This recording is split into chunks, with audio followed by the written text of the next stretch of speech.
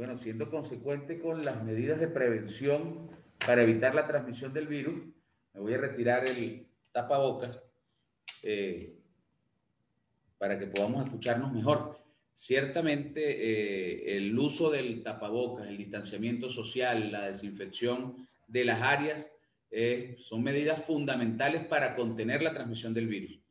El nombre del Centro de Altos Estudios de Investigación Bolivariano, CEIBA, del Estado Mérida, de nuestro presidente Nicolás Maduro, del vicepresidente del Partido Socialista Unido de Venezuela, Diosdado Cabello Rondón, de la vicepresidencia de Formación Socialista, nombre del camarada Héctor Rodríguez Castro, de nuestro vicepresidente del Partido Socialista Unido de Venezuela para Mérida y Trujillo, Jason Guzmán, del responsable de la Comisión de Formación Socialista en el Estado, el camarada Richard Lobo, y en el mío propio, Gerardo Molina, como decano del CEIBA, hoy damos inicio formal al plan de formación para los candidatos y las candidatas de cara al proceso electoral del 6 de diciembre.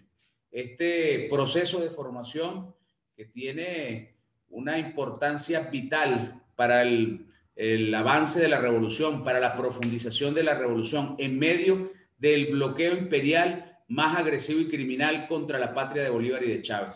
Es tarea ingente, fundamental, vital, estratégica, lograr coronar con una victoria indetenible el proceso electoral del 6 de diciembre, recuperar el poder de la Asamblea Nacional que ha sido completamente devastado y destruido. Bueno, es el momento, las fuerzas revolucionarias están desplegadas en el territorio con todas las medidas en el medio de la pandemia, del bloqueo y de la agresión para garantizar la profundización de la revolución y el camino socialista en nuestra patria.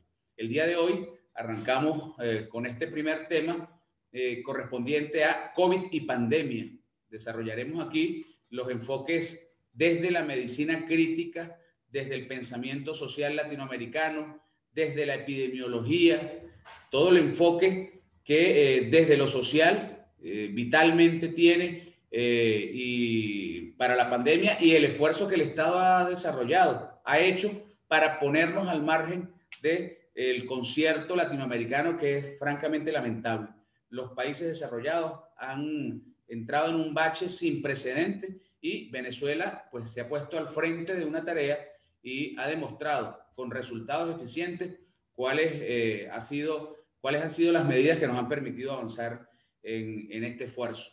El Estado venezolano, del lado del pueblo y en defensa del pueblo, bueno, ha mantenido a raya el crecimiento exponencial del virus. El día de hoy tenemos también, bueno, para avanzar en la profundización del tema, 3 ponentes de primer nivel. Arrancará esta ponencia la doctora Carlota Pereira Cols, médico magíster en epidemiología, salubrista, pero además PhD en patología existencial e intervención de crisis. La doctora Carlota Pereira, profesora de la Universidad de los Andes, con vasta experiencia, pero además militante revolucionaria, formada académicamente en la hermana República de Cuba. Buena parte de sus estudios fueron realizados en la hermana República de Cuba y, bueno, tiene no solo la formación académica, sino el talante moral para transmitir el enfoque epidemiológico, el enfoque que desde la salud pública tiene el comportamiento del virus y la situación de pandemia que atraviesa el planeta Tierra. Tenemos luego a la doctora Moraima Salazar, médico general integral, quien es subdirectora de la misión Barrio Adentro. Ella abordará específicamente el comportamiento del virus en los diferentes municipios y las diferentes parroquias y cerraremos con el doctor Goyo Rivas, pediatra, PhD en Ciencias Médicas, mención infectología, pero además miembro de la Comisión Presidencial contra el COVID-19. El doctor Goyo Rivas desarrollará todo el enfoque biológico, pero, por supuesto, siempre desde la visión crítica que nos permite integrar toda la información a partir de, bueno, estos ponentes de primer nivel. En el marco del plan de formación, arrancamos entonces con un extraordinario panel y además inaugurando un tema que es de vital importancia. Muchísimas gracias. Dejo con ustedes a la doctora Carlota Pereira Cols. Muy buenos días. Permiso para retirarme el tapabocas. Estamos guardando todas las medidas de seguridad. En este momento. Agradezco infinitamente la oportunidad que me da la vida de pertenecer al Consejo Académico del Centro de Altos Estudios e Investigación Bolivariana y al Consejo Científico de Portumeño, y tener la responsabilidad en este momento histórico y decisivo de proteger la patria y la permanencia de la revolución bolivariana en nuestro país, contribuyendo con una de las 4 aristas introducidas por el presidente de la República en su clase magistral del jueves 17 de septiembre a nivel nacional, que permite enfocar el tema relevante de la formación de los candidatos en los principales problemas del país. Nos toca desarrollar la salud gravemente amenazada y afectada por la pandemia del COVID-19. Quisiera recordar que estas 4 líneas son clave para no perder el rumbo de lo que les compete en los aspectos fundamentales del daño que se ha hecho al haber perdido la Asamblea Nacional. No quedar solamente en la crítica y el repudio o el señalamiento, sino demostrar cuál es el papel que de esta para lograr el bienestar de la población. Voy a hacer una reflexión de Albert Camus, que me parece muy pertinente para enfocar la actividad de los delegados o de los aspirantes a delegados a diputados de la Asamblea Nacional. Y dice así: no camines delante de mí, puede que no te siga. No camines detrás de mí, puede que no te guíe. Camina a mi lado, sé tu amigo. Albert Camus. Esta reflexión o esta frase célebre de él, a mi juicio, refleja un concepto muy importante, que es la noción de igualdad entre personas. La necesidad de considerarnos a todos por igual y que no haya nadie ni por encima ni por debajo.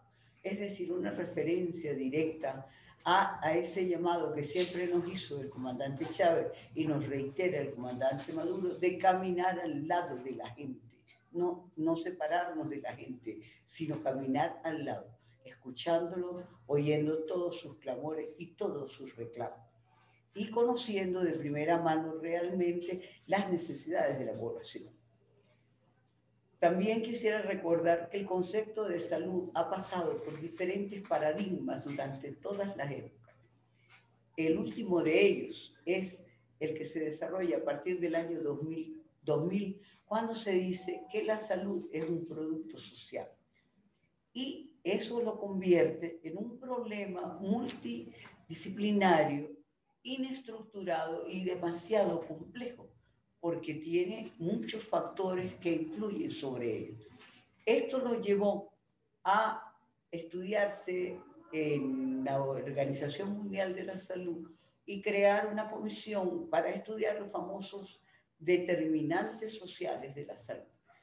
Esa comisión establecía cómo reflejar ese concepto del bienestar en la población.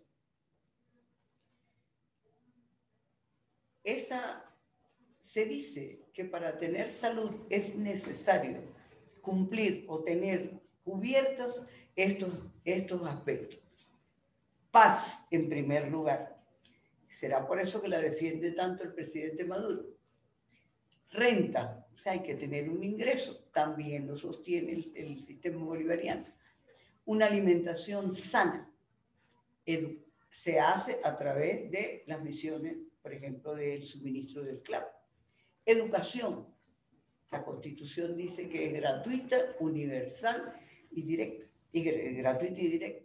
Educación. Bueno, eso es lo que ha tratado de hacerse con las diferentes misiones de barrio adentro. Llegarle a toda la población también de manera gratuita y solidaria.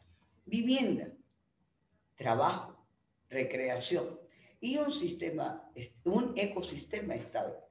Si recuerdan, el primer plan de la patria ya reflejaba esos 5 elementos. Y en su segundo objetivo histórico de la suprema felicidad social se involucraban todos estos aspectos. Para muchos causaba risa que en el plan de la patria de la población se incluyera la protección del ambiente. Quizás no recordaban, y siguen sin recordarlo, que si no hay un ambiente propicio, sano y conservado, no hay salud y por lo tanto no hay vida. Y si no tenemos vida no necesitamos a nadie para que se haga esto, ¿no? Entonces, eso es una de las cosas importantes. Y eso se plasmó también en ese concepto del plan de la patria, vivir viviendo, vivir bien, no subsistir, sino vivir bien, vivir viviendo. Esto se plasmó en ese año en las metas del milenio, en esos famosos objetivos del milenio que se cumplieron y fueron determinados por la ONU. Y Venezuela logró hacerlo antes del año 2015, o sea, 2 años antes de que terminara incluso esas primeras metas del milenio. Saben que de esos 8 objetivos, únicamente Venezuela no cumplió uno, que era la mortalidad materna. O sea, disminuirla de 60, porque cuando una mortalidad materna está por debajo de 60, se considera que es baja. Y fue la única que no logró cumplir. Y quiero recordarles que estaba en el límite. O sea que si baja a 59 hubiéramos cumplido todos los 8 objetivos del milenio.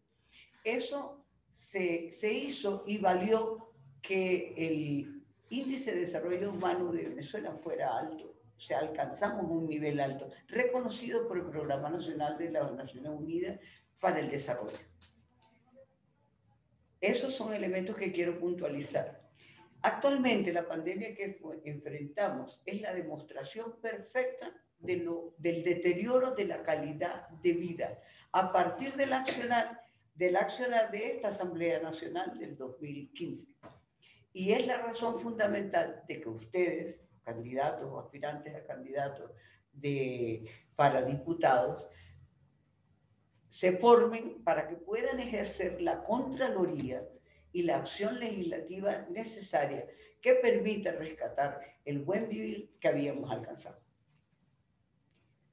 Seguidamente quisiera definir unos términos que son esenciales para entender todo lo complejo de esta pandemia, tales como la salud pública, considerada la ciencia y el arte de prevenir enfermedades, prolongar la vida, fomentar la salud, la eficiencia física, mediante el esfuerzo organizado de la comunidad para sanear el medio ambiente, controlar las infecciones de la comunidad y educar al individuo en cuanto a los principios de la higiene personal.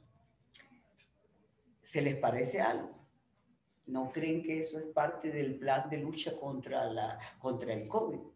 No es similar a todo lo que habla el presidente y la comisión presidencial todos los días. Es decir, que son los elementos de salud pública fundamental. Recordarles también que es demografía. O sea, demos significa pueblo, grafos de descripción, y nos sirve ¿para qué? Para caracterizar a la población, que es el objeto final de todo trabajo que se haga desde cualquier gobierno, priorizar a la población. Y en tercer lugar, epidemiología, el cerebro de una institución, la que marca, que direcciona cuando se trabaja a través de sus indicadores y de sus análisis situacionales. Epi significa sobre, demos, población, logos, tratado. Entonces, ¿qué es lo que estudia la epidemiología? Todos los fenómenos o daños que sobre una población se suceden en un tiempo y en un lugar determinado. Y se expresan fundamentalmente en las variables persona, tiempo, lugar. Algo que se utiliza también mucho para poder focalizar los elementos que contribuyen a este daño. Pandemia, muy de moda. Enfermedad epidémica que se extiende a muchos países o que ataca a casi todos los individuos de una localidad, región o del mundo. Y en esa forma entramos directamente entonces al tema específico del COVID-19. Quería también ponerles una frase nada más y nada menos que de Vladimir Ilich Lenin, quien decía: de la contemplación viva al pensamiento abstracto. de ahí a la praxis. Este es el camino de la verdad.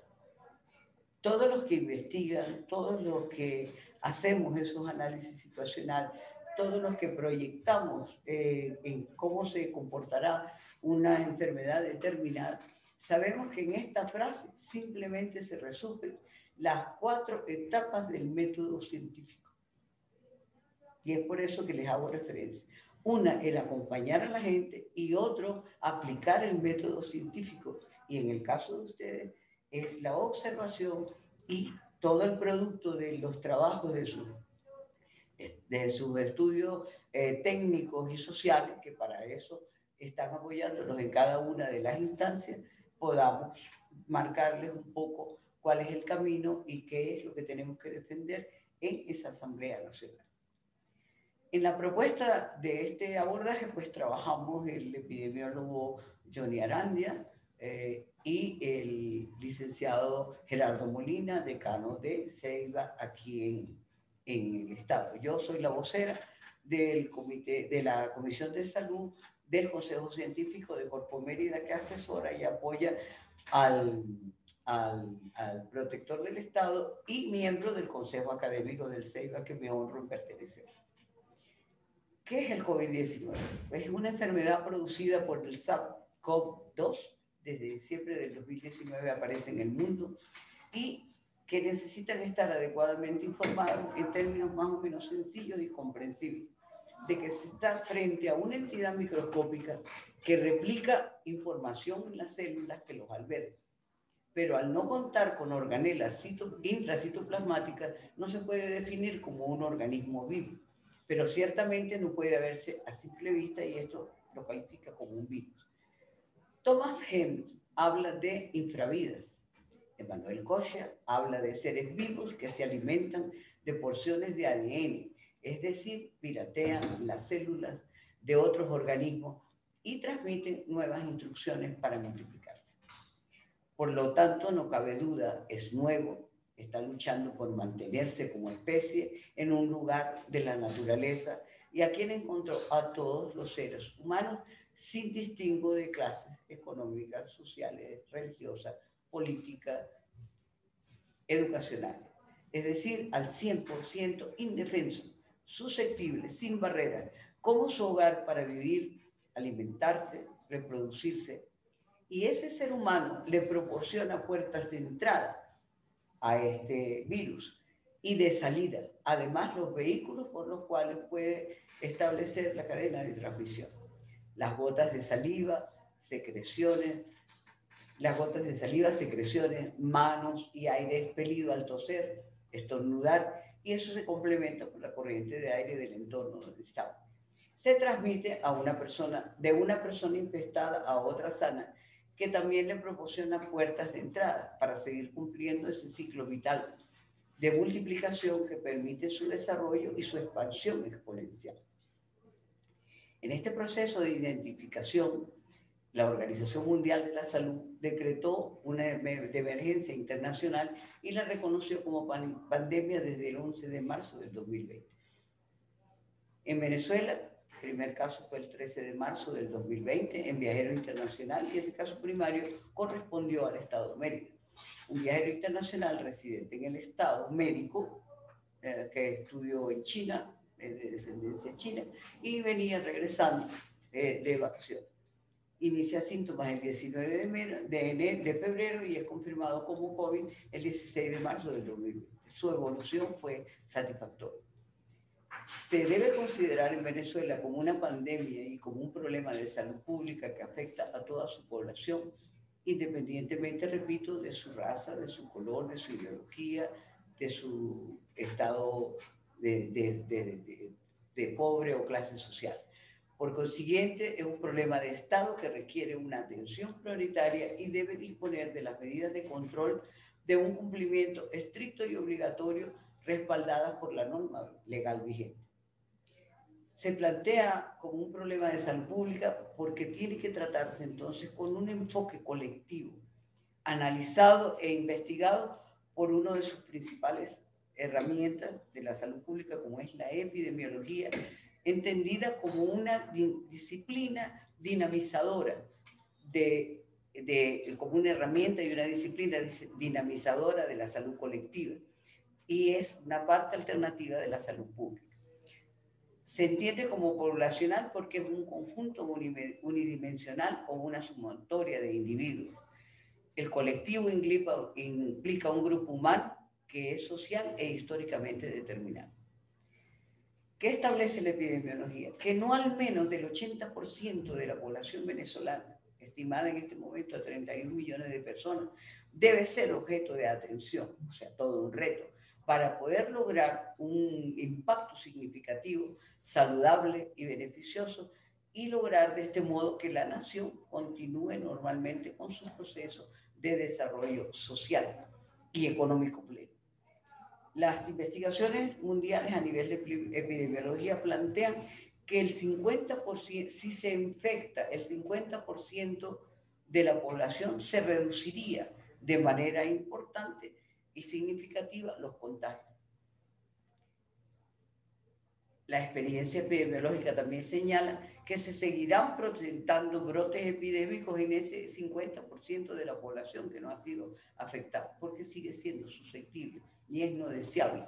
Por lo que se esperaría, igual que cualquier nivel inmunitario, que solamente al alcanzar hasta un 80% de los susceptibles afectados, se puede entonces controlar adecuadamente de manera natural.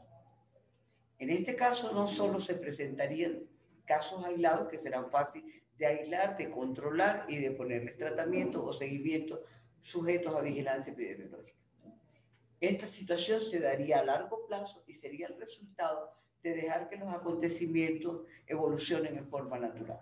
Quiero recordarles que una epidemia cualquiera se inicia sola, afecta a todos los susceptibles, a los que tienen que enfermar o a los que pueden morir, como es el caso de esta, y se acaba sola. Ella va disminuyendo sola en la misma medida que va agotando los susceptibles, que dijimos que era el 100% de la población. Entonces, queda en juego una pregunta obligada. ¿Será necesario dejar que los acontecimientos evolucionen en forma natural o actuar inmediatamente, como se está haciendo, y reducir los daños que se viven a lo largo del país? Se insiste en que la atención a la pandemia debe tener un enfoque colectivo de salud pública que abarque todo, y principalmente los medios y condiciones de vida de la población, pero además que atienda adecuadamente los efectos negativos de enfermar o morir de un modo individual en una adecuada infraestructura de servicios de atención de daños de toda la población afectada. Hay muchas investigaciones que serán tratadas más adelantadas, porque a estas alturas de la pandemia, 6 meses después, es mucho lo que se ha aprendido y todavía mucho lo que falta por aprender a nivel mundial. Y ya se ha elaborado una serie de vacunas en una carrera en donde tiene muchísima influencia la visión que se tenga en cada país de la salud y del tratamiento de esta población. Ese tema lo abordará adelante otro compañero.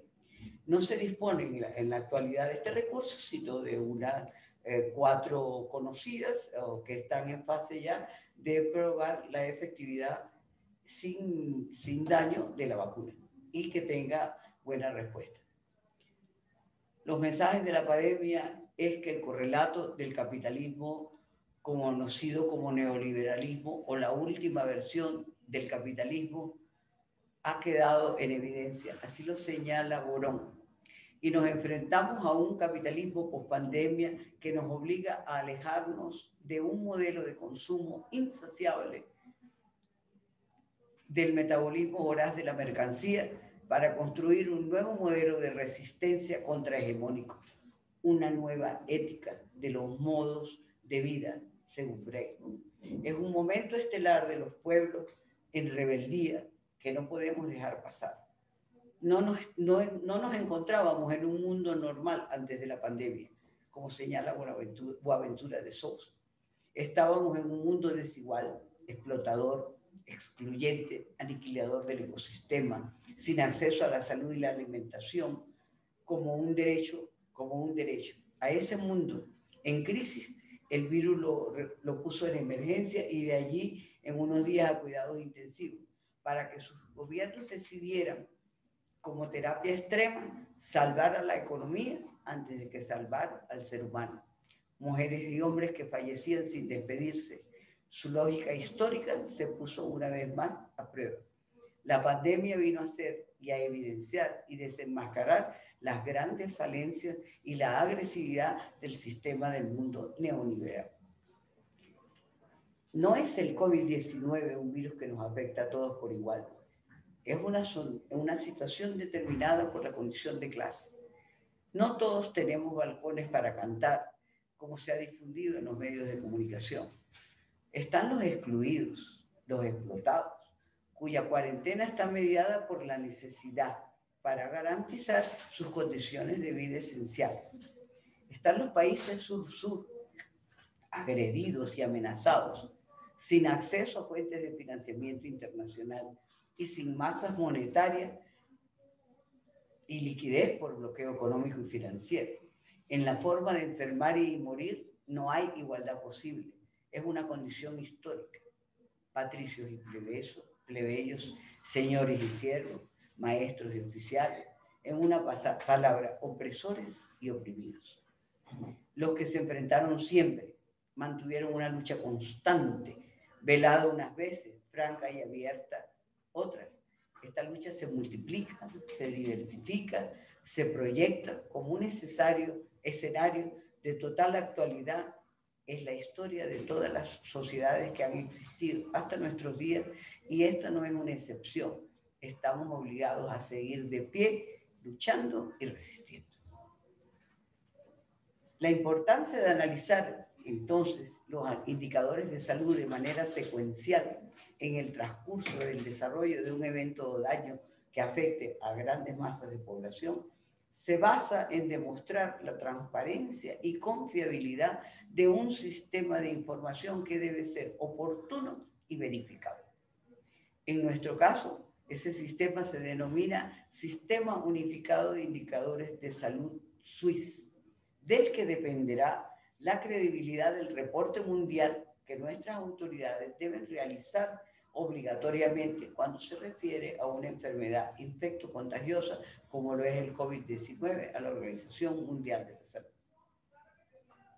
A continuación presentamos el análisis de la pandemia y queremos hacer o hicimos un análisis comparativo de los resultados obtenidos por el profesor Rodolfo Gómez de la Escuela de Formación Argimiro Gabaldón, que generosamente nos permite acceder a ellos, desde el 23 de septiembre del 2020, donde va explicando a través de un modelo matemático de pronóstico de la pandemia y lo hizo como respuesta a las aseveraciones del doctor Julio Castro, epidemiólogo asesor de la OMS, de la OPS Venezuela, quien no reconoce en primer lugar al presidente constitucional de la República, Nicolás Maduro Moro, y quien no reconoce y cuestiona la veracidad y la capacidad del sistema de salud venezolano para enfrentar la pandemia. El doctor Castro realmente no podía creer que el sistema de referencia de salud más desarrollado del mundo, en lo que se refiere a la atención médica hospitalaria compleja, de tecnología de punta, con el mejor capital humano desarrollado y especializado, a la vez también uno de los más caros del mundo, como era el de Estados Unidos de América o el viejo continente, países como España, Italia y Reino Unido fuesen los primeros en ser desbordados en las primeras semanas de las pandemias estos países. Es necesario resaltar para todos que España y el Reino Unido fueron catalogados siempre como los principales y mejores sistemas sanitarios de atención en el mundo y fueron el modelo a seguir por muchos de nuestros países a través de la Organización Mundial de la Salud. Era imposible entender por qué colapsaban y solo al profundizar en el análisis y avanzar en la epidemia se evidenció que todos estos sistemas de salud se les habían hecho enormes recortes en sus presupuestos sanitarios hechos por los gobiernos liberales de la época y a las imposiciones del Fondo Monetario Internacional a la Unión Europea. Eran los responsables de la mercantilización de la salud, la depauperación del sistema, hasta convertirlo en uno de los mercados más rentables e inhumanos. Los resultados aportados por el trabajo del profesor Rodolfo Gómez se comparó con el informe epidemiológico que se realiza diariamente en la Comisión Científica de Salud del Consejo de Corpo Mérida por el doctor John Herrari, un epidemiólogo. Y ahí pudimos observar y comparar que siendo, Johnny lo hacía por los resultados lineales, el estudio de las tasas día a día, con la información que se manda oficialmente.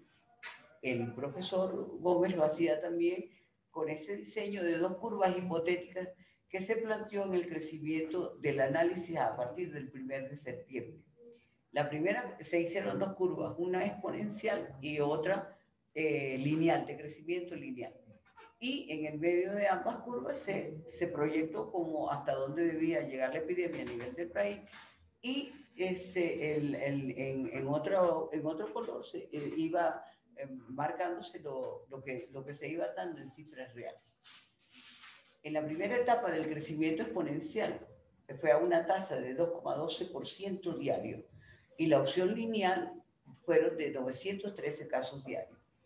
Para la semana 3 se ajustó esa exponencial a 1,73 diarios, estoy hablando solo de septiembre, y los casos diarios a 1.062, ambos según los promedios de la primera quincena. Se podía observar cómo la curva real empezó por encima del modelo menos favorable hasta el día 9, estamos en septiembre, cuando empezó a decrecer respecto a esa estimación. Al 22 de septiembre ya está por debajo de la curva exponencial de 5.397 casos. Y a esa fecha se parece más y está más cerca de la hipótesis lineal, aún por encima con 596 casos, pero en clara tendencia a cruzarse con ella en pocos días. En el gráfico número 2, que muestra el crecimiento diario del porcentaje lineal, también aparecen entonces que se comporta como lo esperábamos, y va decayendo la pandemia. ¿Qué se concluye de estos estudios? Que hay que disminuir un subregistro que está presente en las cifras que pueden ser constatadas diariamente, que hay que recuperar la aplicación de tratamientos y controlar con mayor eficacia el desvío de tratamientos hacia otro tipo de negocios terroristas y legicidas, y que hay que hacer cumplir con las medidas de prevención de este punto invisible. Se mantienen los índices de letalidad y mortalidad moderados y se puede publicar precisamente todos estos casos. Esto comparado con el trabajo de Mérida nos da a nosotros los mismos componentes. Mérida la tenemos desde el 1 de septiembre y comparado con el mundo estamos en esta situación. Una curva que ni siquiera sale en los primeros lugares del país, ni sale en las cifras. Venezuela no se reporta entre las cifras de los países de Sudamérica afectados, a pesar de que tiene toda una frontera que ahí lo disminuye. En el estado de Mérida todo se ha concentrado en 4 municipios: Alberto Adriani, Campo Elías y Tobar. Y se aprecia que en este mes de septiembre hubo una alza de datos el día 12 de septiembre. Todo esto tiene una explicación perfecta. Mérida era la que no tenía ningún caso hasta que se tomó una medida nacional de la recepción de los connacionales, y sabemos que también era esperable que esto pasase. Mérida tiene solamente una contradicción, digámoslo así. Todos sus valores en tasas están por debajo de la tasa del país. No estamos en un yo sé, aquí esto se pagó, no importa, aquí esto se pagó. Finalmente, o sea, Mérida se mantiene con los municipios que acabamos de nombrar, influenciados por el área panamericana, o sea, las zonas de desarrollo y de desplazamiento de la situación, lo que logramos con esa comparación fundamentalmente fue ver que con dos modelos de pronóstico y una información precisa y oportuna se podía ir llevando y direccionando, que es lo que más nos importaba, cuál era la actividad colectiva, ya que el sistema de atención venezolano se fijó, todo el programa de la Comisión Presidencial estableció la conjunción de la actividad a nivel hospitalaria y de la actividad con puestos centinela y todo el trabajo que tenía que hacerse con ese gran aporte de las brigadas y con la utilización de barrio adentro. ¿Qué pasa en Mérida? En Mérida tenemos una situación política importante y tenemos dentro de esta propia estructura focos de oposición que plantean dificultades en el manejo de las estadísticas por un lado y en otra en el propio manejo y difusión a las redes de la situación real del Estado. El Estado no está en una situación crítica, ni en casos ni en condiciones de los pacientes. Lo que sí tenemos es una falta de coordinación porque hay dos cabezas, estamos respondiendo a dos sistemas que no se cruzan en uno solo y que y uno lo hace antagonista del otro. La situación de los casos de Mérida y del hospital serán analizados posteriormente por el compañero, uno de nuestros compañeros del Consejo Científico y de la Comisión, sumamente reconocido, y por Barrio Adentro. ¿Qué queremos decirles a los diputados? Necesitamos la incorporación de ustedes y el reconocimiento de cuáles son las áreas priorizadas de los circuitos de los cuales ustedes representan, para que sepan cuáles son las parroquias de esos municipios que ustedes representan y poder de esa manera dirigir el cerco epidemiológico que hasta este momento ha sido muy reactivo, solamente a cuando se nos dice de cuál es el caso confirmado y si las instituciones reportan como debe ser en todo momento. Los datos han escaseado, no se llenan generalmente las fichas epidemiológicas y se conocen muchas veces por la gente. Por eso es necesario que tengamos esa discusión. Ya al tener la información sujeta a sectores pequeños, parroquias, las brigadas, esa hermosa idea del PSUV de fortalecer con su militancia, con todos los frentes de acción de los barrios adentro, Frente Francisco de Miranda, todos los actores que están involucrados pueden hacer el cerco del epidemiológico, porque quiero decirles de nuevo, esta epidemia se gana aquí en Mérida con el trabajo colectivo. Venezuela decidió por la gente, decidió por el humanismo, decidió por la vida. Por lo tanto, no ha escatimado esfuerzos para resolver esta situación a nivel mundial. ¿Qué queremos? A nivel nacional, disculpen. ¿Qué queremos? Que la gente nuestra población, no pierda la esperanza que hasta este momento lo ha sostenido. No es lo mismo vivir en un país en donde uno sabe que si me enfermo, que tengo toda la posibilidad de que pase, voy a estar atendido en forma gratuita, en forma cálida, en forma humana y ojalá que sea en los primeros momentos de la infección. Y que si me toca por mala suerte quedar en un área hospitalaria por una complicación grave, también tendré solidariamente el apoyo del Estado. De eso se trata, pero lo que necesitamos es cortar la transmisión a nivel de la comunidad. Ya los connacionales no son un problema para nosotros. Entonces tenemos que esforzarnos en ese trabajo. Y es ahí donde les decía el acompañamiento de los candidatos.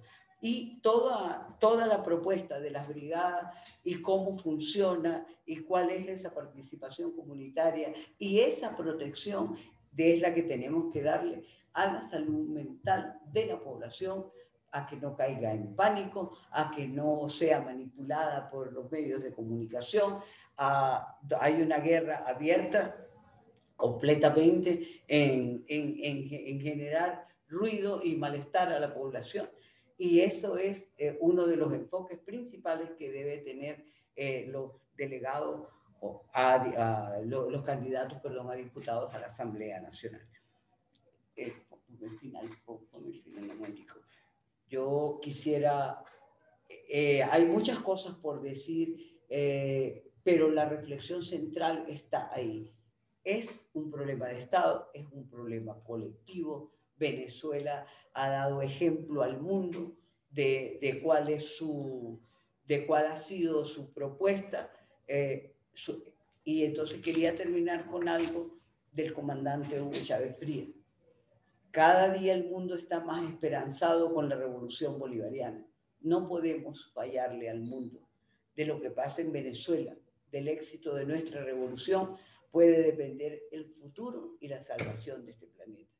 Los que no creían en Venezuela se sorprenden a nivel mundial con los resultados de cómo ha enfrentado esta pandemia.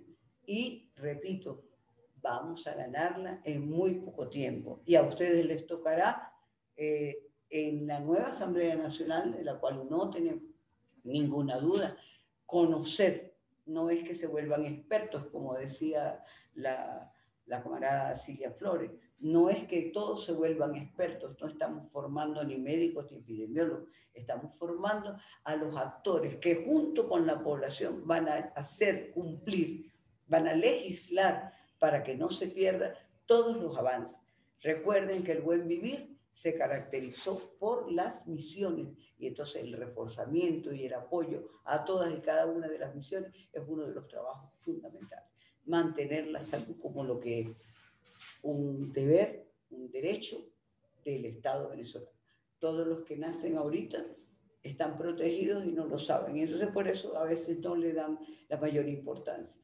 Y por favor, el cumplimiento de las medidas de prevención, porque así como es de letal este virus, también tiene la posibilidad de evitar el contagio con unas medidas extraordinariamente sencillas que les pedimos a los candidatos sean los primeros que las hagan y las cuiden.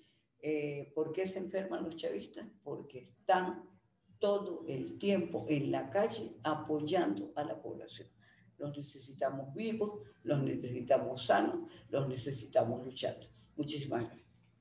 Buenos días, amigos. Un gran saludo al Centro de Altos Estudios de Investigación Bolivariano, el CEIBA, y al Plan de Formación para los Candidatos y Candidatas de la Patria. Les habla la doctora Moraima Salazar, subdirectora de la Fundación Misión Barrio Adentro, aquí en el estado Mérida.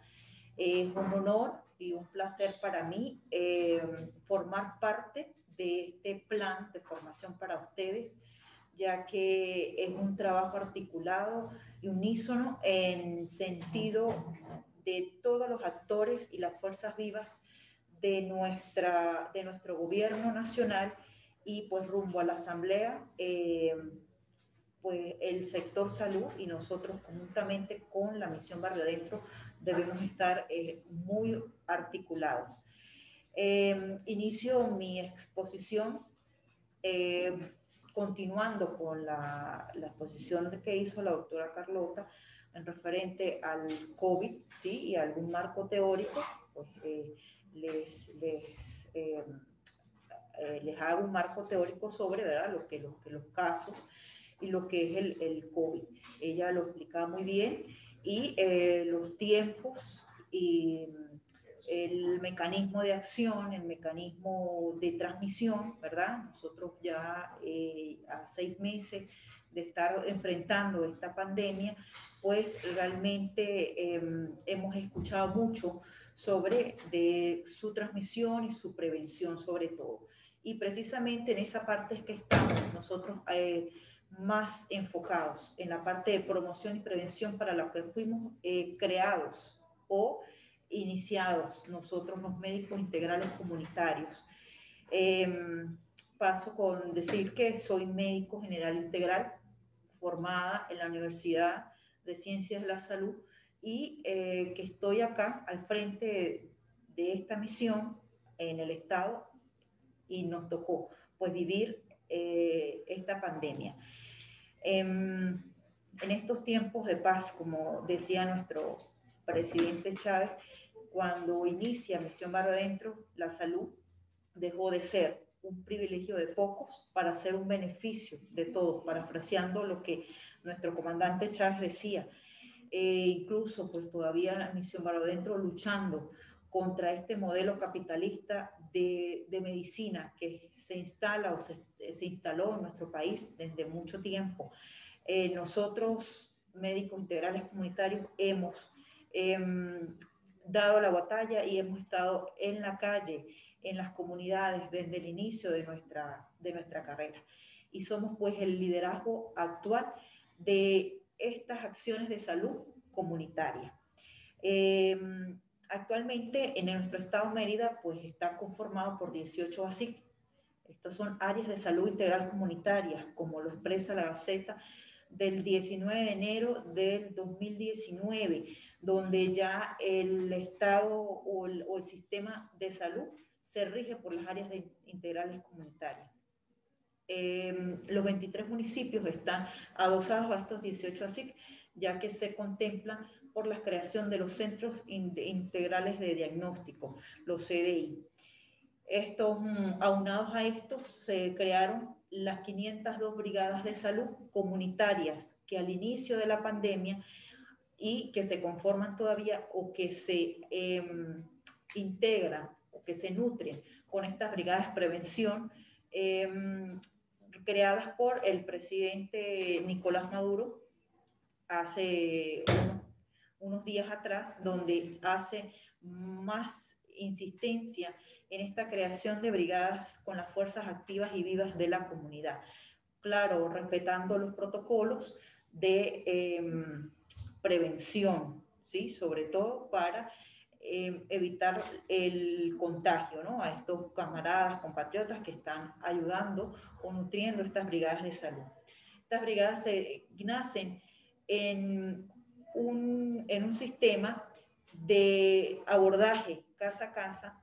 Como les decía, son 502 que están conformadas con los médicos integrales comunitarios, la misión médica cubana, las brigadas de atención, o Somos Venezuela, los cuadrantes de paz, seguridad, las VC, los CLAP, los jefes de calle, los comités de salud, que estamos en inicio de estar la activación, la promoción social. Todo esto aunado a unos grupos que a lo largo y ancho de la geografía merideña han estado visitando en dependencia de los casos o en dependencia de los planes estratégicos, dependiendo de los análisis que se hacen epidemiológicos, como ustedes escucharon con la doctora Carlota, de algunos municipios y parroquias, cómo se vaya moviendo el virus. En nuestro estado, el Ministerio de Salud, el 27 de julio nos emana una actualización de protocolo de tratamiento que van dirigidos a 4 tipos de pacientes: los asintomáticos, los sintomáticos leves, los sintomáticos leves con morbilidad y los que están en estado de gravedad. De esto pues va a profundizar el doctor Goyo, que es el encargado en la comisión presidencial de hablar de este fin. Tenemos fases de atención, son 4 fases las que tenemos establecidas. En la primera fase es una atención primaria de salud que va en la comunidad. En la segunda fase, las atenciones en los CDI, que sería una de mediana gravedad, y en la red comunal. De esta fase se determina en dependencia de la condición del paciente, si pasa a la fase 3 o regresa a la fase 1, que sería en su domicilio o comunidad. La fase 3 sería un centinela o la atención de los centinelas, que sabemos que en nuestro estado están los 2, que es el HULA y está el Hospital 4 del Vigía Hugo Chávez Fría. Y tenemos la cuarta fase, que ya sería el manejo de cadáveres. Paso y hablando de esto, tenemos algunas cifras importantes hasta el día de hoy. Mérida se maneja con 1.556 casos positivos, de los cuales 1.014 están recuperados, que eso representa alrededor de un 65% de esta data activa. Y estos 44 fallecidos que se registran hasta ahora.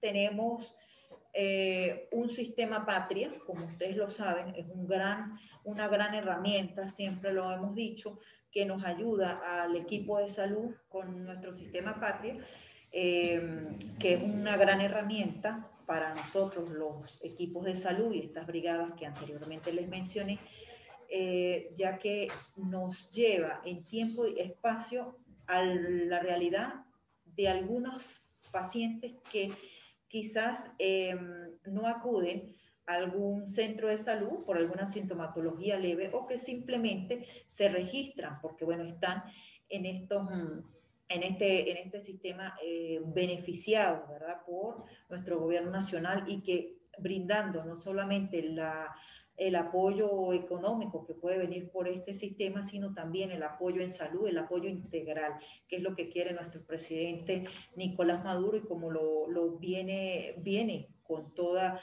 la visión de nuestro comandante Chávez.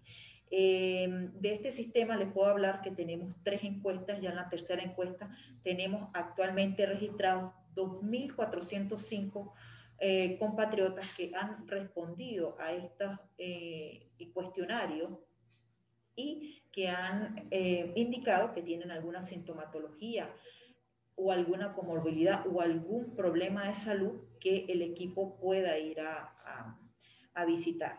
De esta data registrada hemos abordado 2.365, casi un 95%, ya que todos los días nos van generando estas datas y pues bueno, el equipo de salud se va planificando para ir a hacer estas visitas.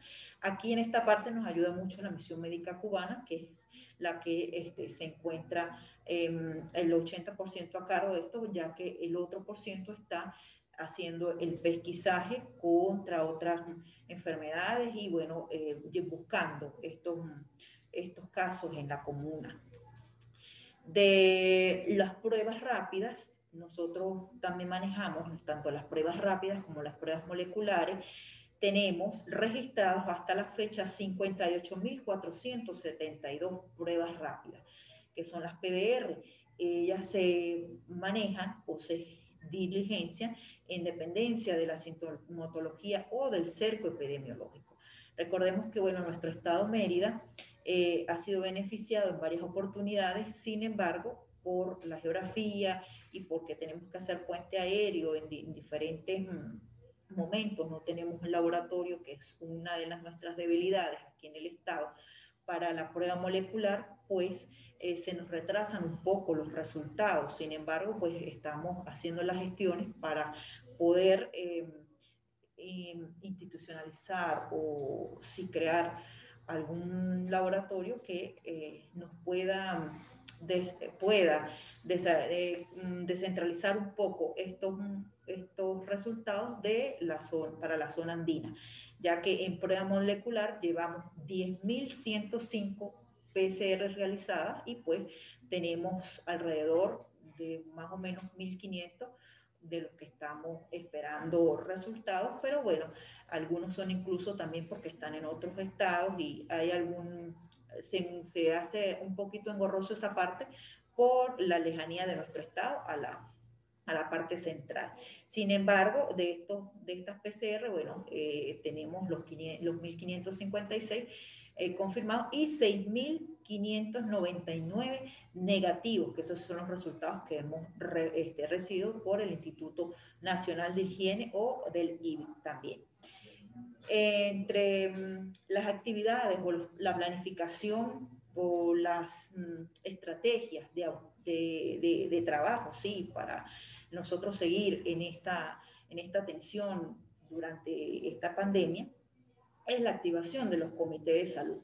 Nosotros tenemos que hacer un engranaje, el equipo, y por eso exhorto a todos los candidatos para que ahorita, conjuntamente con la Dirección Nacional, que la agarró la doctora Asia Villegas, de la Coordinación de Promoción Social Comunitaria, en videoconferencia en este momento con todos los coordinadores de promoción de salud, estábamos planificando estas estrategias y estas asambleas comunitarias que se deben de llevar a cabo todos los primeros de mes para nosotros hacer una retroalimentación.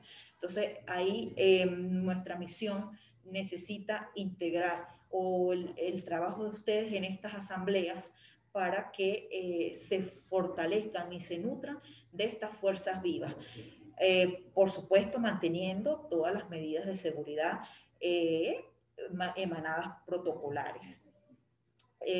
Tenemos ampliar como los cercos epidemiológicos, también estamos en dependencia de los análisis que se hacen, los 4 o 5 municipios ya mencionados, ¿verdad? Empezando por nuestro municipio Alberto Adriani, que ha sido uno de los mayores focos en nuestro estado, sobre todo el kilómetro 15, y estas parroquias aledañas, bueno, la Rómulo Gallegos, la Presidente Páez, y ahorita vamos a empezar a trabajar en la Pulido Méndez por el número de casos y ocurrencia de esta incidencia de casos en este municipio. Posteriormente, seguido el municipio Libertador, también tenemos que hacer un trabajo un poco más incisivo en estas parroquias, la Domingo Peña, la Vega, Espinetidini, y así en Campo Elías también, Matriz, Fernández Peña, Montalbán, que son las 3 parroquias principales. Tobar, también el municipio de Tobar, recordemos que al principio fue uno de los primeros focos que tenemos, el municipio de Tobar y la parroquia Tobar, con 60 casos hasta el momento. Tenemos una gran data de fallecidos, entre los 44, en el municipio Alberto Adriani. Entonces, todo esto nos da a nosotros las estrategias para abordar y crear planes de acción a corto plazo y mediano plazo, pues ya para ver la retroalimentación. Importante herramienta, los comités de salud, los que están empezando a nosotros a crear. Tenemos hasta ahora creados 74 comités de salud, pero debemos de tener, o la meta es crear 500 comités de salud, ya que serían uno por cada consultorio médico popular.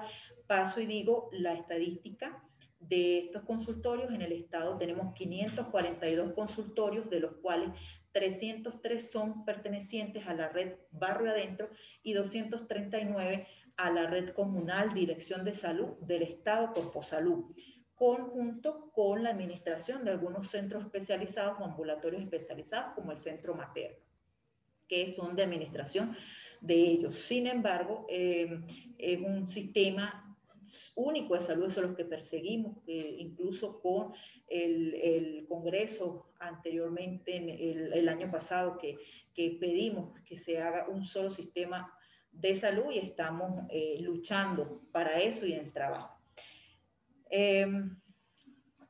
Para finalizar, le digo, bueno, el coronavirus no es solo la mayor epidemia en que estamos afrontando, que nos tocó afrontar a todos, sino es la mayor crisis social que tenemos en estos tiempos de paz, ya que nos lleva a tomar decisiones y a gestionar o a destinar recursos que se estaban poniendo o se estaban derivando para otros programas, para nosotros hacer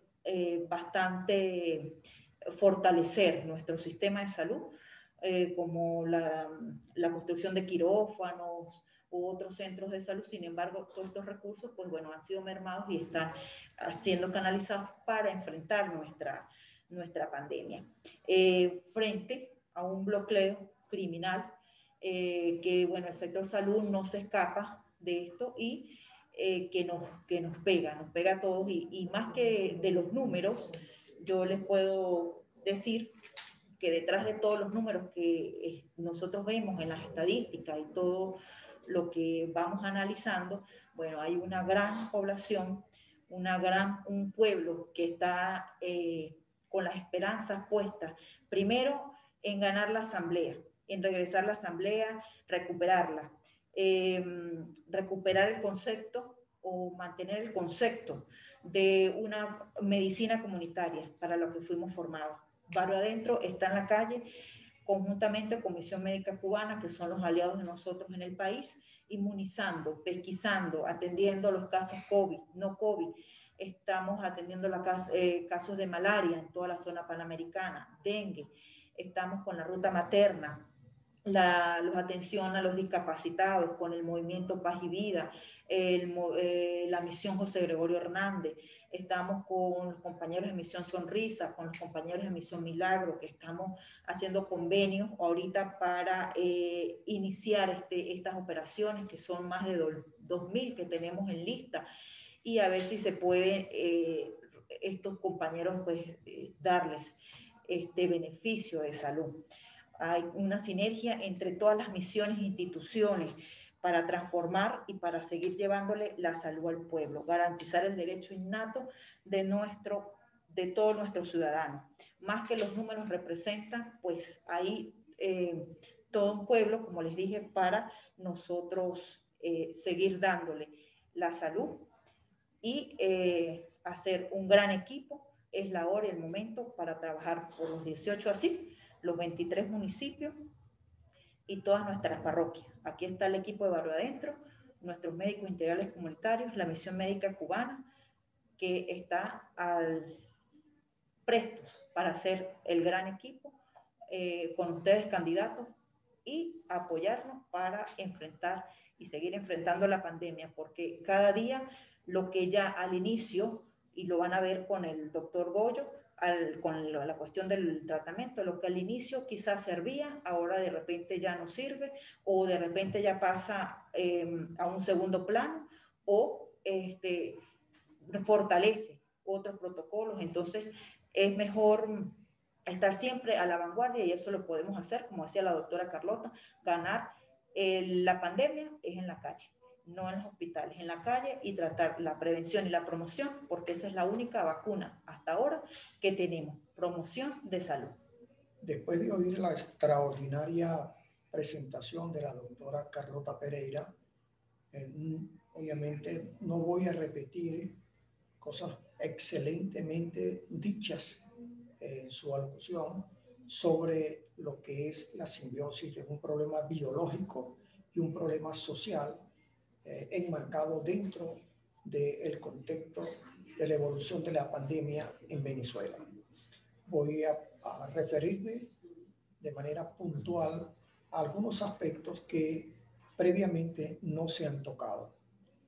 Debemos comenzar por establecer algunos aspectos biológicos de los agentes infecciosos relacionados con la vida del hombre.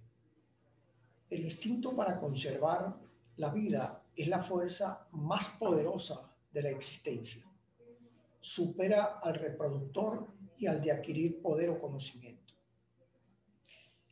La enfermedad per se ha sido siempre un gran unificador social. Es el evento existencial que por su universalidad hace comprensible la igualdad fundamental de nuestra especie y la razón para acciones individuales y colectivas más nobles en la convivencia humana. Las enfermedades infecciosas en general tienen la misma antigüedad que la individualidad biológica del hombre. Son los eventos más frecuentes en todas las etapas de la vida humana. Han ocurrido modalidades originadas en las variaciones del medio ambiente impuestas por el desarrollo socioeconómico o por el progreso médico. En este último siglo hemos alterado tanto el equilibrio biológico alcanzado durante millones de años, se le ha trastornado en tal magnitud que muchos consideran que no se puede ir plus ultra sin poner en serio en peligro a las generaciones venideras. Habida cuenta de la situación actual y de las tendencias históricas, es posible inferir que continuarán apareciendo enfermedades infecciosas nuevas, emergentes o reemergentes. En términos generales, los humanos somos una república de células y estamos compuestos por unos 5 por 10 a la 13, o sea, 50 millones de células. Tenemos 10 veces más bacterias que células.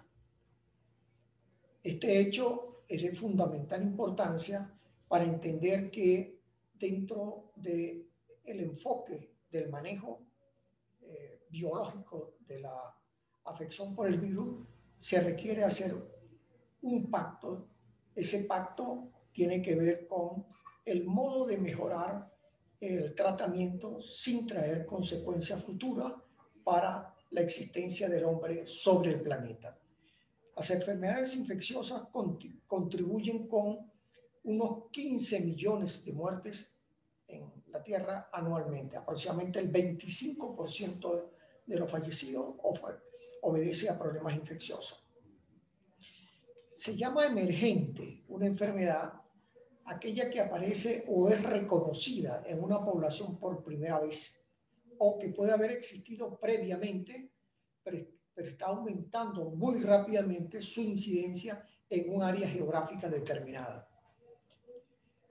Y estas infecciones emergentes, cuya incidencia humana ha aumentado en las últimas 2 décadas, amenaza con aumentar en un futuro, y la existencia o la aparición del COVID-19 es un evento que evidentemente ha puesto en evidencia, valga la redundancia, de que el concepto antropocéntrico del hombre, de que ocupa en la Tierra el elemento fundamental, está fuera de contexto, y lo ha demostrado el virus, como en su afán, en su modo de desarrollarse, ha abatido todos los modelos existentes en su función de poder infectar a todos los grupos etarios en las distintas condiciones socioeconómicas o religiosas que tenga un individuo.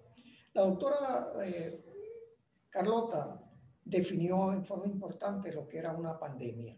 Y en realidad una pandemia es una epidemia que se ha avanzado en el área geográfica y se describe formalmente como una propagación mundial de una nueva enfermedad.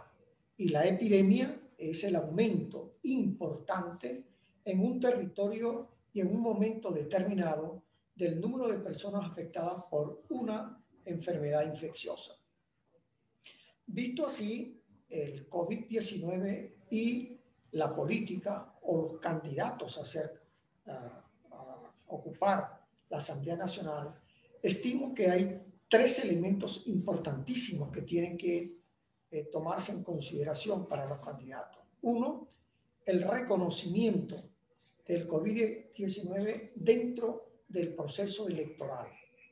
2, el reconocimiento de la solidaridad que ha emanado como consecuencia de esta pandemia. Y 3, la necesidad que tiene el político del conocimiento del impacto local en su área geográfica a la cual él representa. El proceso electoral y el COVID tiene una connotación un poco distinta a la que algunos autores han mencionado. En relación, si se debe hacer un proceso electoral en plena pandemia. Obviamente ese no es el punto a discutir. Hay más de 22 países que han hecho procesos electorales. Y las consecuencias del proceso electoral en relación a la evolución de la enfermedad no puede ser comparable a nuestro país, puesto que la evolución del COVID, como lo demostró la doctora Carlota Pereira, en nuestro país es totalmente distinta y no es comparable a lo que se tiene, a la experiencia que se tiene aún en los países fronterizos de Venezuela o países lejanos. No han tenido nuestra misma experiencia. Por lo tanto, no se puede equiparar que lo que haya sucedido como consecuencia de aquí vaya a suceder. Pero sí es importante tenerlo claro, porque al tener claro que existen 20 millones de votantes, que existen 15.000 centros electorales, 45.000 mesas y un promedio de 70 a 100 personas que durante una hora pueden ir a votar, es obvio que allí implican 2 elementos que necesita tener muy claro nuestros candidatos a la Asamblea Nacional. Uno es la movilidad. Todo esto genera un aumento de la movilidad y por lo tanto un aumento de la probabilidad de contagio. Dos, las posibles reuniones, así sean pequeñas o en mayor número, que eventualmente tienen que suscitarse como consecuencia de, pero que se deben extremar las medidas preventivas. Hasta ahora, a pesar de los adelantos que se tienen en los últimos 9 meses sobre el tratamiento de la enfermedad, no hay vacuna y no hay un tratamiento seguro que pueda salvar a los pacientes en estado crítico. De modo que los 3 aspectos fundamentales preventivos permanecen como de primer orden: lavado de manos, mascarilla y el lavado de manos, la mascarilla, constituye junto con el aislamiento los elementos fundamentales. Hay que diferenciar aislamiento de cuarentena. Cuarentena es un término utilizado desde 1543 a raíz de una de las primeras pandemias, la peste negra, donde durante 40 días se evitaba el desembarco de los barcos a tierra, de las personas, de los barcos a tierra firme. Eso se llamó cuarentena porque eran 40 días que se establecían como seguridad para disminuir el contagio de la enfermedad. Hoy día, además de la cuarentena, hay que establecer que el aislamiento, como el que se tiene en esta reunión y debe ser de primer orden en todas las reuniones, aún pequeñas, junto con la mascarilla, como elementos que no tienen por ahora sustituto en el manejo de la prevención de la enfermedad. La solidaridad. Evidentemente que el COVID, como todas estas enfermedades, la historia lo ha mostrado de esa forma, genera en el hombre un gran sentimiento de ponerse en el lugar del otro, de lo que es en términos médicos llamado compasión, ser solidario con lo que nos ocurre en el medio donde convivimos. Este aspecto es importantísimo tanto desde el punto de vista individual como desde el punto de vista colectivo, porque esa compasión, esa solidaridad para el político debería traducirse en la necesidad que tiene de aprender un poco más sobre la enfermedad y de generar y auspiciar, exhortar ideas que puedan ayudar a combatir la enfermedad en el local, en el área geográfica donde él vive, bien sea en el estado, en el municipio o en la parroquia. Es decir, este conocimiento, este sentimiento que despierta la enfermedad debería permitirle con mayor énfasis al político en ayudar a dar ideas y apoyar ideas que permitan mejorar la calidad de atención y la prevención del COVID. Y por supuesto, la doctora Moraima desarrolló un aspecto que tiene que ver y que debe ser evaluado muy de cerca por los diferentes candidatos en las distintas áreas geográficas del Estado. Es el conocimiento que se tiene actualmente desde el punto de vista técnico de cómo se ha comportado el virus en el Vigía, en la zona panamericana, en el Páramo y en el Libertador o en las distintas áreas geográficas que representan nuestros candidatos. Este conocimiento no solamente es que es válido, yo diría que sería de obligatorio estudio por parte de las personas que nos representarán en la Asamblea Nacional, porque de esa manera pudieran contribuir de una manera decisiva a la toma de decisiones de aspectos positivos que deben ser aprobados en el manejo de la pandemia. Por ejemplo, en nuestra reciente visita a Caracas, hemos propuesto la necesidad de que se realicen pruebas de PCR, reacción en cadena y polimerasa de Medellín. Es obvio que esta prueba es la prueba de oro para el diagnóstico de la enfermedad. Existen para el diagnóstico de la enfermedad 3 tipos de pruebas. Una prueba que se llama PDR, que actualmente se utiliza, es la prueba que permite reconocer el estado de inmunidad, es decir, la respuesta inmunológica del individuo ante la infección. Se trata de la cuantificación o de la cuantificación de la presencia o ausencia de la inmunoglobulina M, que indica enfermedad activa, y o de la inmunoglobulina G, que indica que tiene experiencia y que el paciente ya ha tenido experiencia con el coronavirus. Esta prueba ha sido objeto de múltiples, se le ha achacado que no es útil para el diagnóstico, que no sirve para el seguimiento, pero en realidad todo esto depende de 3 factores. Primer factor tiene que ver el fabricante de la prueba.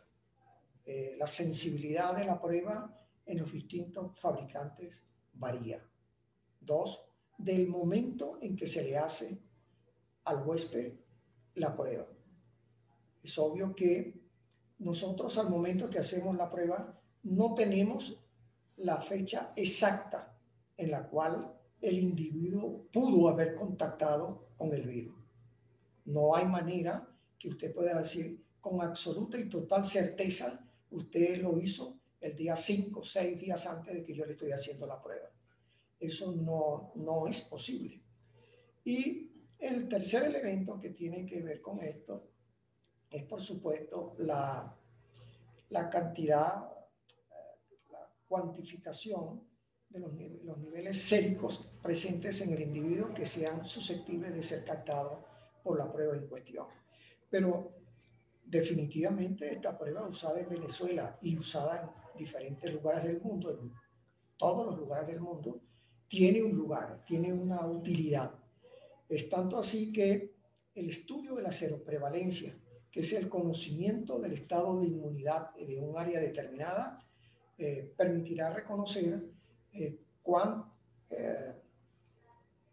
personas, como una comunidad se encuentra protegida por haber adquirido la enfermedad.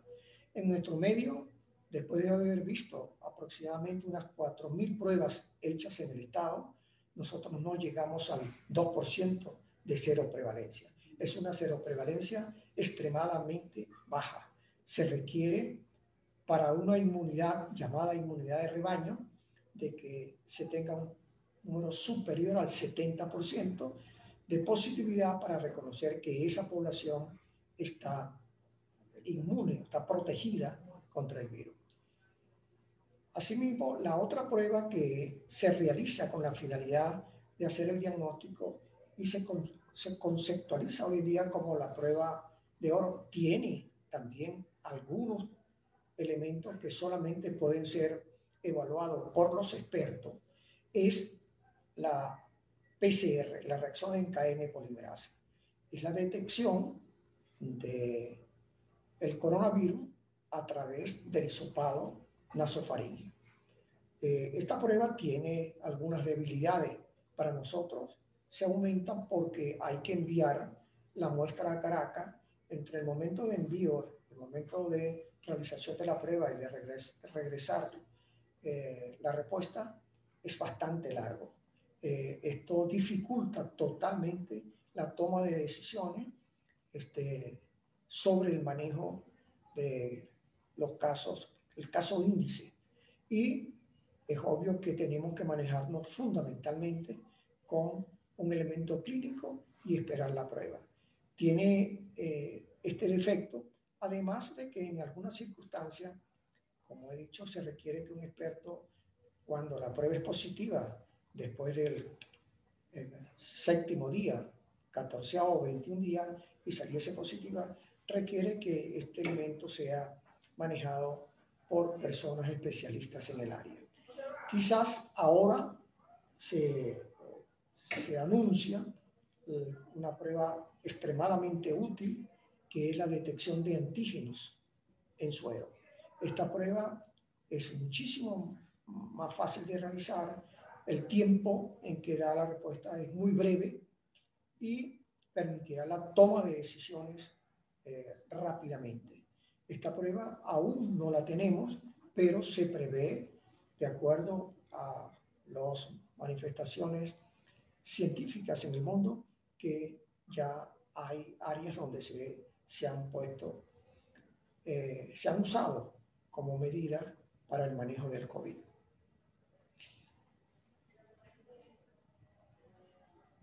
Realmente el coronavirus, de manera muy breve, para poder concentrarme en algunos aspectos prácticos de lo que es el problema en Mérida, el coronavirus debe su nombre al aspecto de su cápsula, que contiene unas proteínas en forma de espigas que le hacen asemejar a una corona.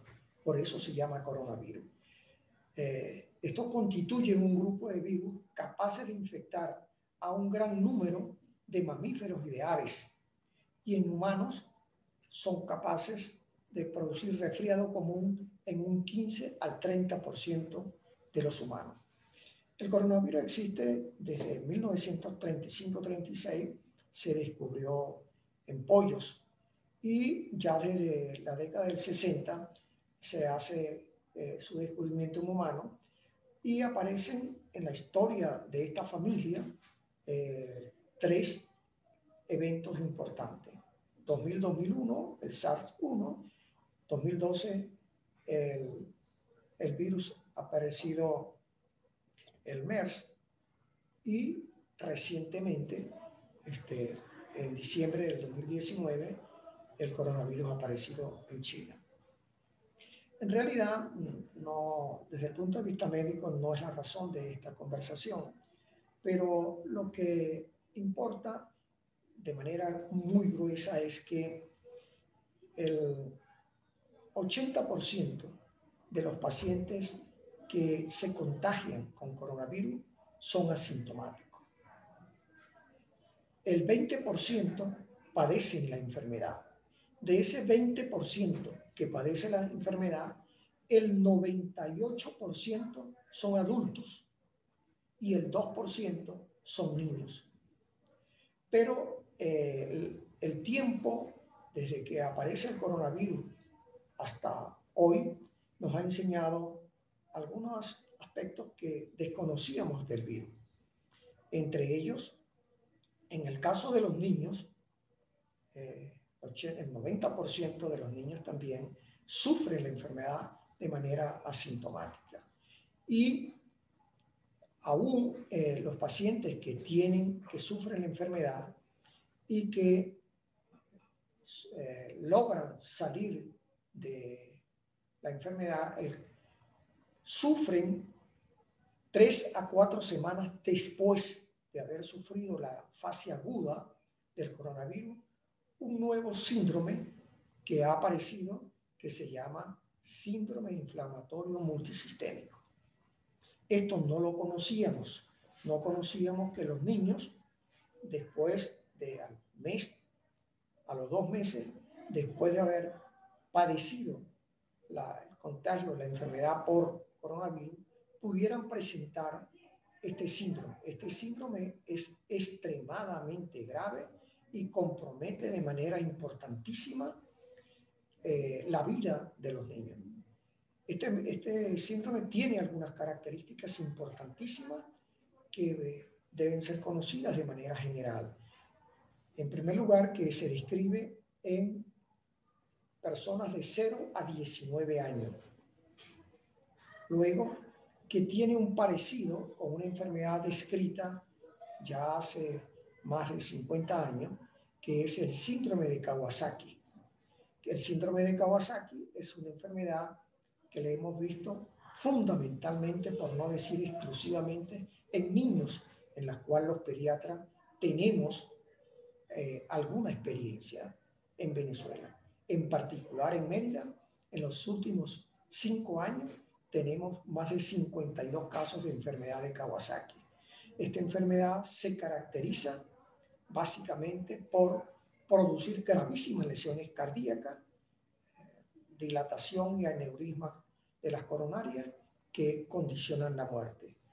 No es fácil su diagnóstico si el médico no piensa en ella, porque requiere conocer, reunir toda una serie de signos y síntomas para poder catalogar que se trata de un Kawasaki. Ojos rojos, adenopatías cervicales, descamación de la piel, lengua roja, aframbuesada, labios rojos. Estos aspectos, junto con disminución de la gamma globulina, aumento del fibrinógeno en el caso de la enfermedad grave, y la leucopenia, conducen al diagnóstico de Kawasaki. Estos mismos elementos se presentan en los niños 1 mes, 2 meses después del coronavirus, y por lo tanto esta nueva enfermedad requiere ser reconocida y debe ser tenida en cuenta por todos los médicos para su diagnóstico. Pero en adultos el asunto es extremadamente grave, porque en adultos, que corresponde al 98% de los casos del coronavirus actualmente, hay un porcentaje de pacientes que cursan con la forma leve, la forma moderada, la forma severa y la forma crítica. Los clínicos no tenemos ninguna forma de poder evidenciar quién puede pasar de la fase leve a la moderada, o de la moderada a la severa, o de la severa a la crítica. Solamente la evaluación médica diaria puede detectar algunos aspectos de deterioro en la evolución del paciente que puedan condicionar que esté pasando de una fase moderada a una fase severa, o de una fase severa a una fase crítica. Esto es importantísimo porque tiene una connotación para el tratamiento. El tratamiento actualmente sugerido para las fases leve y moderada básicamente corresponde a algunos antimicrobianos que tienen acción antiinflamatoria y antiviral, como es la citromicina, como es el trimethoprim sulfa, y como es las tetraciclinas. Las tetraciclinas, dentro de este grupo, una en particular que se usa con esta finalidad. Además de eso, se usan antiinflamatorios, básicamente esteroides, plenamente probado que los esteroides disminuyen el proceso inflamatorio, disminuyen la posibilidad de pasar de una etapa a otra. Estos elementos todavía, en conjunto con algunos antiparasitarios que se conocen que también tienen actividad antiviral, como la ivermectina, la nitazoxanida, constituyen parte del tratamiento. ¿Cuál es el problema que hay? ¿Por qué, si existe un antiinflamatorio, un antibiótico y un antiparasitario que eventualmente pueden utilizarse en etapa leve o moderada para controlar la enfermedad, por qué no se usa o cómo es que se usa? El problema está en que el Estado venezolano, a través de la excelente labor realizada por la Comisión Presidencial para Antimicrobianos, tiene un protocolo previsto para darla a estos pacientes. La extensa bibliografía que diariamente aparece, se han publicado más de 28.000 artículos, de los cuales unos 11.000 artículos lamentablemente no han tenido una revisión por jueces del área previamente que permitan reconocer si de verdad su investigación, las conclusiones son congruentes con el modo en que se hizo la investigación. Esto ha generado que en las distintas áreas los médicos tomen distintas decisiones para el manejo de esta fase. Acertadamente, el gobierno nacional ha establecido un modelo de tratamiento que hay que entender que este tratamiento no solo debe ser cumplido también por la Misión Médica Cubana, debe ser cumplido por la Misión Médica Cubana, por la Misión Barrio Adentro y también por los hospitales. Los hospitales que tienen un área para triaje respiratorio y que evalúan, conocen y establecen el grado de afección de un paciente por coronavirus, tiene la obligación también de tener estos kits, estos combos, como los llaman, con la finalidad de dar un tratamiento coherente a nivel nacional, igual para toda la población. El problema se presenta, además de esto, es en los pacientes severos y críticos. Aquí la situación es extraordinariamente difícil. Difícil por dos razones. Uno, por la tecnología que se requiere para el manejo del paciente, lo cual significa costos y significa también exponer a un grupo importante de expertos y de personal de salud, tanto desde el que hace el aseo del piso, la enfermera, el médico, todo este personal en el cuidado directo del paciente representa pues un gravísimo problema aunado a los costos de los medicamentos. El gobierno nacional, a través del Ministerio del Poder Popular para la Salud,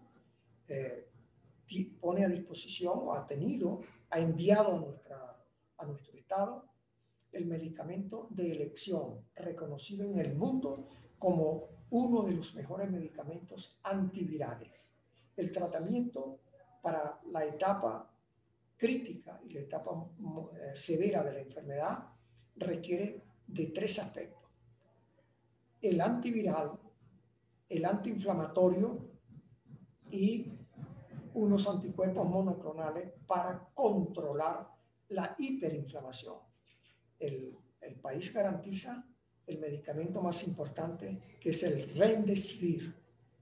Eso gratuitamente lo ofrece el Estado venezolano. Hay tratamiento de 5 días y tratamiento de 10 días. El tratamiento de 5 días son de 6 ampollas porque se colocan 2 ampollas el primer día. Y el tratamiento de 10 días son 11 ampollas porque se ponen 2 ampollas el primer día.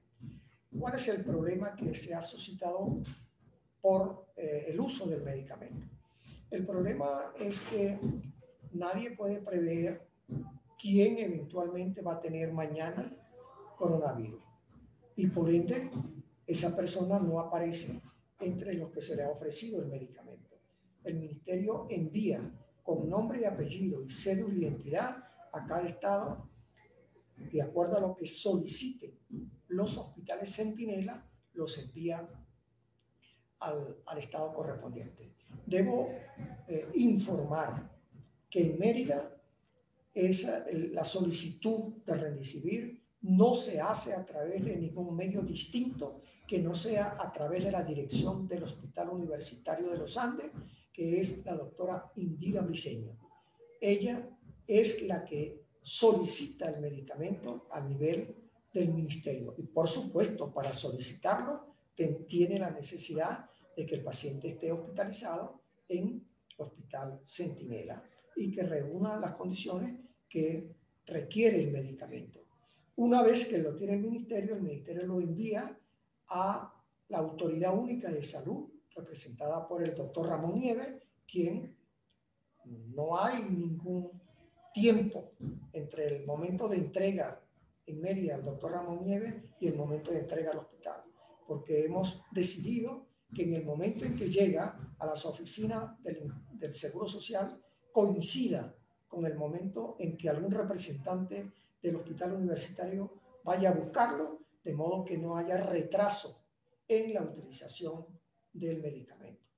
Obviamente que la propuesta formal para nosotros en este sentido será que a nivel de la Autoridad Única de Salud pudiéramos tener, no para uso en particular para ninguna persona, sino para el uso en el hospital para la persona que lo requiera, de unos 2 o 3 set de medicamentos, de modo que en la medida que vayan llegando los pacientes pudieran tener un acceso rápido del medicamento antiviral. Además de la terapia antiviral, se requiere el uso de antiinflamatorios. El antiinflamatorio de elección es la dexametasona, o metilprednisolona, su hermano. Y por supuesto, en algunos protocolos se sugiere el uso de un medicamento o un grupo de medicamentos que bloquean la producción de unas proteínas que producen la hiperinflamación en el paciente gravemente enfermo. Ese medicamento actualmente, entre los medicamentos el que se usa en Venezuela, es el tocilizumab. Además del tocilizumab está el anakinra, y además del anakinra hay otro medicamento que se llama ruxolicitinib. Estos medicamentos no se usan en todos los protocolos del mundo como medicamentos de elección en el manejo de esta fase.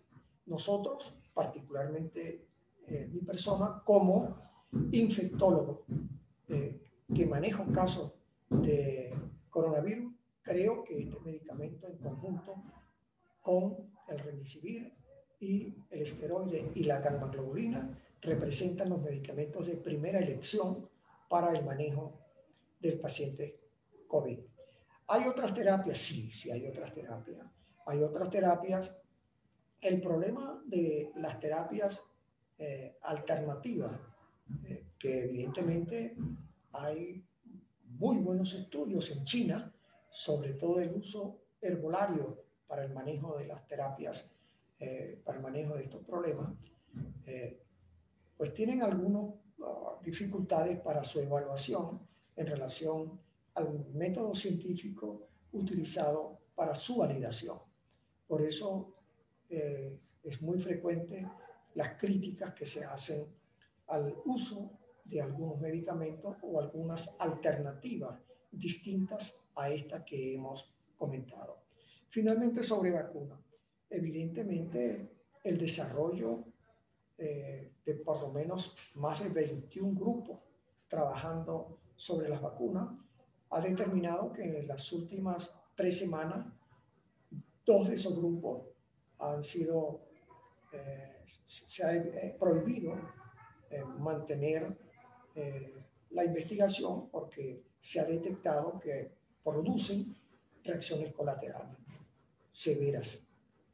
Y hay por lo menos 3 o 4 grupos en franco avance que, desde mi punto de vista subjetivo, porque la verdad verdadera la tendrá cada uno de ellos en la medida que conoce cuán rápido han de desarrollar la fase 3 de la investigación. Nosotros creemos que será para principios de año que eventualmente puedan tenerse algunas vacunas seguras. Probablemente, si de no ser así, habrá suficientes pruebas que tendrán que ser sometidas a la evaluación de todos los que trabajamos en esta área, probablemente a finales de octubre, principios de noviembre, para conocer la validación de la utilización de cualquiera de las nuevas vacunas que aparecerán en el mercado internacional. Bueno, muchísimas gracias. Recomiendo nuevamente no sé si la lectura, oír todo el discurso de la doctora Carlota Pereira, que no hay manera de quitarle o ponerle un ápice a todo lo que dijo. Yo lo que he tratado es de modificar con mucho lo que pudiera haber hablado sobre los aspectos biológicos, porque creo que si bien es cierto que un candidato a la Asamblea Nacional requiere conocimiento sobre algunos aspectos biológicos, el reconocimiento más importante que necesita es poder enterarse cuál es el impacto social y qué significa la pandemia dentro del contexto de la Revolución Venezolana.